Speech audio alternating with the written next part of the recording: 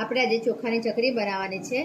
એના માટે 500 ગ્રામ ચોખાનો લોટ છે, 1 વાટકી મલાઈ છે દૂધની, તલ છે, લીલા મરચાં છે ક્રશ કરેલા।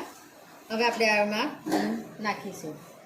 એમાં આપણે પહેલાં સૌપ્રથમ સ્વાદ પ્રમાણે મીઠું, આ લીલા મરચાં ક્રશ કરેલા, તલ, જીરું, હળદર,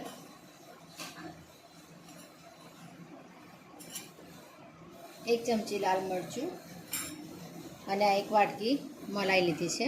એ બધી મલાઈ,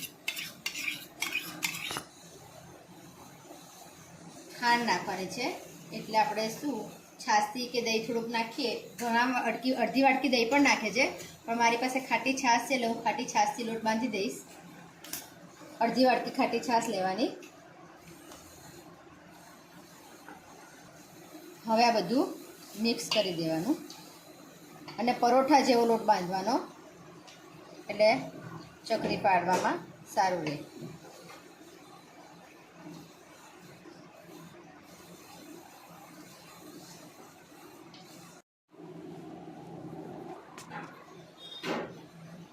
આ લોટમાં બધું મિક્સ કર્યું છે ને આ અડધી વાટકી છાશ છે। જો તમારી પાસે છાશ ના હોય તો દહીં પણ અડધી વાટકી નાખી શકો છો। આ ચકરીનો લોટ બંધાઈ ગયો છે। આ થોડોક આવી રીતે થોડો ઢીલો રાખવાનો રોટલી જેવો, એટલે થોડીક વાર થશે એટલે એની જાતે થોડોક કઠણ થઈ જશે, કારણ કે ચોખા પાણી પીવે ને એટલે। પછી આપણે થોડીક 10 મિનિટ રહીને આપણે ચકરી પાડીશું। જો આવી રીતે ચકરી પાડવાની, આવી રીતે તમે પ્લેટફોર્મ પર પણ કરી શકો છો કે થાળીની પાછળ પણ તમે પાડી શકો છો। અને પછી આને આ નાના તવેથાથી લઈ અને તળવા મૂકી દેવાની। આવી રીતે આપણે અંદર ચકરી મૂકી દેવાની।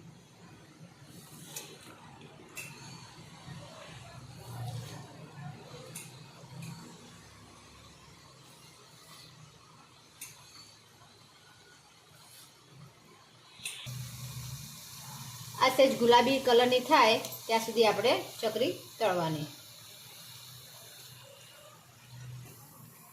હવે આ આપણે કાઢી લઈશું। આ ગુલાબી કલરની થઈ ગઈ છે।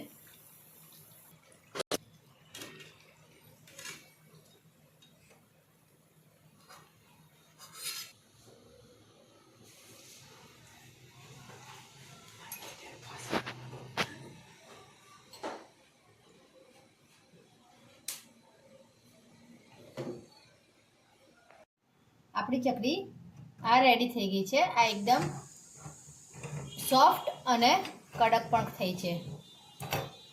જુઓ।